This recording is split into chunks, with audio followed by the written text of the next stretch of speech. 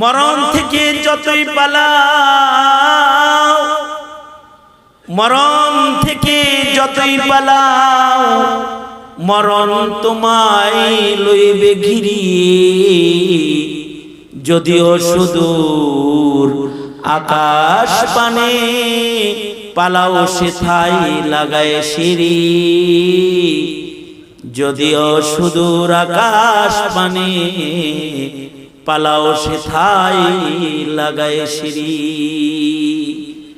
মরণ থেকে তো পালানো সম্ভব না, কারণ মৃত্যু নির্ধারণকারী কে? জোরে আওয়াজ করে বলেন কে?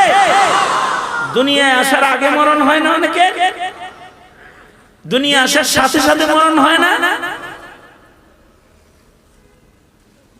আল্লাহ পাক যখন মৃত্যুর দায়িত্বটা হযরত ইসরাইল আলাইহিস সালামকে দিছে, আজরাইলকে দিছে, দেওয়ার পরে কইছে তোর কাম, তোমার কাম ওহী নিয়ে যাতায়াত করবা, তোমার কাম বৃষ্টি বর্ষণ করবা, তুমি সিংহায় ফুঁক দিবা সময় মতো, দাঁড়াও থাকো। আর ইসরাইল তুমি রূহ কবজ করবা, জান বের করবা। ইসরাইল এই কামটা আমার না দিল না, এরকম একটা কাম মানুষ আমারে খালি লানত করবে।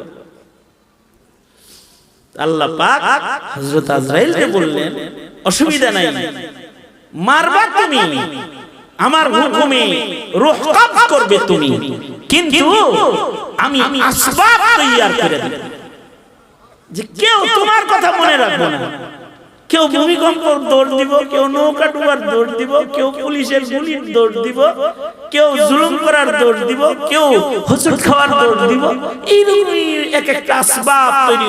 দুই গাড়ি সংঘর্ষ হয়ে মারা গেছে, গাড়িওয়ালা ড্রাইভারের দৌড় দিব, গাড়িটা ভালো ছিল, ড্রাইভারটা বেশি যেতে দিত, হেনিয়া সিধা লাগাই দিছে, ড্রাইভারের কানে দৌড় যাইব, তোমাকে কেউ গালি দিবে না। তাহলে ঠিক আছে, সমস্যা আসবাব তৈয়ার করে দেন আল্লাহ পাক। কিন্তু আল্লাহ যার কাছে আজরাইল পাঠান, যখন পাঠান, যেখানে পাঠান, সেখানে মৃত্যু হয়। কারণ কার মরণ কোথায় হবে, আঙ্গুলি সোজা করে আকাশের দিকে উঠায়া এক আঙ্গুল সোজা করে জোরে করে তাওহীদের এই স্বীকারোক্তিটা দেন। কার মরণ কোথায় হবে জানে কে?